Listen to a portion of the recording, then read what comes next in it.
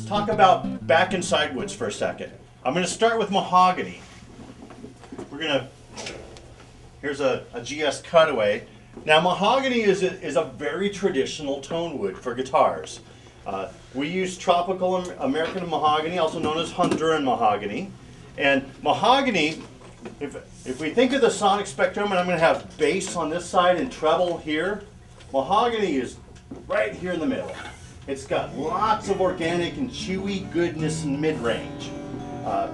Mahogany has, it's a full present bass, but it's not the deep low end. And it has clear treble strings, but it's not the sparkly high end. So it's not sparkly high, not deep lows. It's going to be kind of the mid-range. Again, just right here, if I started here, mahogany is going to be dead center. A lot of times when we're building prototypes, we'll build mahogany guitars first because mahogany is super consistent from tree to tree to tree. And so we can get an idea of what the shape and any geometry changes we've done on the guitar. We can get an idea of the influence of that because we know we're not listening to a particularly spectacular piece of mahogany or you know, something that might be just clunky. Mahogany is very consistent in that sense. So if you think of, all right, now I've got these shapes and I put mahogany on that shape, I'm going to have lots of mid-range. It's great for fingerstyle and great for strumming. So where mahogany sits in your sonic world. If I go from mahogany to the next traditional wood, which would be, you got a rosewood guitar? Mm-hmm. Regular rosewood? Regular rosewood. Yep. Here we go. An 814 CD. Trade you. Okay. Now, Indian rosewood is the other real traditional guitar wood from India. That's where it gets its name, Indian rosewood. It's a real straight grain hardwood. Rosewood, if here was mahogany, rosewood goes like this. It's deeper on the low end. It's a little more sparkle on the top end. Because we've expanded the frequency range that rosewood covers, you kind of get the impression that it's a little less full in the mid-range, right? Because we've added low end, added high end. What happens, you get a little dip in the middle, so it has a little bit of a scoop to it. But rosewood is great, again, for fingerstyle strumming. If you just want a bigger sounding guitar, rosewood is going to cover that. Again, that's kind of broad strokes. Every tree is different, but that's going to give you an idea of where rosewood goes.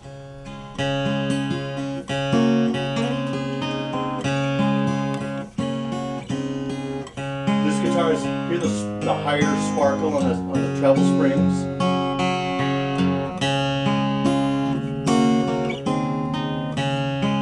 During the petting zoo, you can experience this firsthand. That's an important point. You know, if he and I were both to play the same guitar, it's going to sound different with each of us playing it. Have you ever noticed that? You handed your guitar to a buddy, and they play it, and it sounds totally different. Hand it to a third person, it sounds different yet again. That's because we all have bone tone, right? It's in our bones. We bring our personality to the instrument. That's what makes guitar great. We all attack slightly in different fashion. We all squeeze in slightly different fashion, and we all help the guitar resonate a little differently. And so your bone tone contributes to the sound of your guitar. And that's why it's important. We can talk about this all day long. You got to get your hands on it. So that's rosewood. Mahogany here, rosewood goes there. A little deeper, a little higher. The next wood that we do on guitars would be maple. And maple comes in a couple different varieties you'll see. You'll see it fiddleback or flame maple like this. You also can see quilt maple. Where did I get this one from?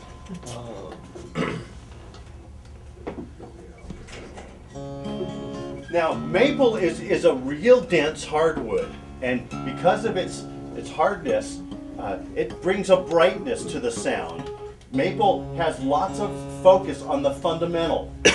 So when you strike the note, you hear the actual fundamental and less overtones.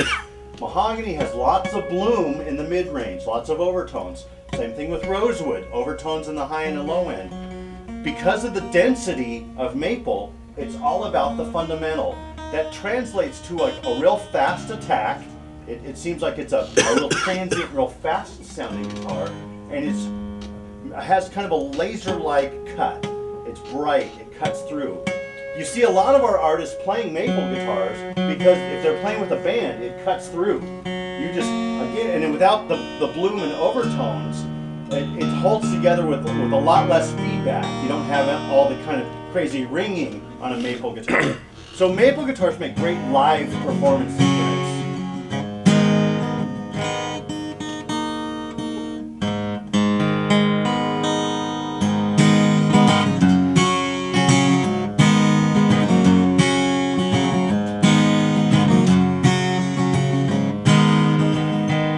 Plugged in, that guitar's going to sound a lot bigger again because you take advantage of the speaker boxes, all the physics that happen when you plug a guitar in, which we'll talk about our pickup system here in a little bit. So back to the mahogany here, rosewood here, maple. Take this. It's a narrower bandwidth, but you slide the whole thing up here towards the treble side. So it kind of goes from the upper mid-range through the sparkly trebles. Does that help? That's what maple does. It's a beautiful looking wood. It's a great for live performance guitar. Now, other woods. Do we have a koa? I don't think I've got a koa top on a T5, but we also make a lot of guitars out of koa, and koa has an interesting mix of the two, of a couple things. It's got the brightness of maple with the earthy organic mid-range of mahogany.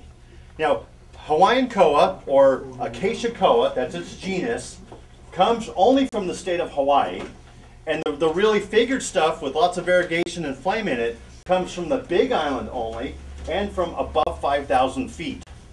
So now we've just taken all the parameters and said it's available one spot on the planet. That's why koa is expensive, and it also gets the nickname unobtainium. Koa is often unobtainium because what happens is those logs are on private land, and you have to wait for somebody's children to get ready for college, or for somebody ready for retirement, and then they sell a log. Koa trees are $250,000 right now. When we buy a koa log, it's $250,000. So that's when because it comes from a limited supply from one place on the planet. And so koa kind of comes and goes in our line. Sometimes we're building koa guitars. There's other times when we can't get it. It is unobtainium, and it's going to be a while until we get the next log and we get it seasoned and cut and ready to become a guitar. Koa sonically has the bright attack and focus fundamentally of maple, but again, it has the full mid-range. Now, some of the other woods that we use, and there's a selection of our low-end guitars down here, is we use sapele, and sapele is a great wood. It's an African mahogany. You can tell it's sapele by a lot of times it has really beautiful ribboning in it, which are these kind of the big stripes here, and it's sonically very, very similar to mahogany. If anything, it has just a little bit more high end. So you take the mahogany thing and you give it a little, you stretch out the treble side and you get sapele. And then the other wood we use on our 400 series is Ovencall. And we've got a 414 CE here. Ovencall is an Indonesian rosewood, and it's lighter in color. It's not as dark chocolate brown, and you definitely get more of the honey streaks in it, and sometimes there can be greenish parts and gold in it. It really has lots of figure, and it kind of moves all over color-wise. Sonically, if you remember rosewood was out here, Ovencall, just pull it in a little bit. Not quite as deep as Indian rosewood, not quite as sparkly on the top end, but very, very similar to a rosewood. It's definitely a broader tone than the sapele or mahogany, but not quite as broad as rosewood.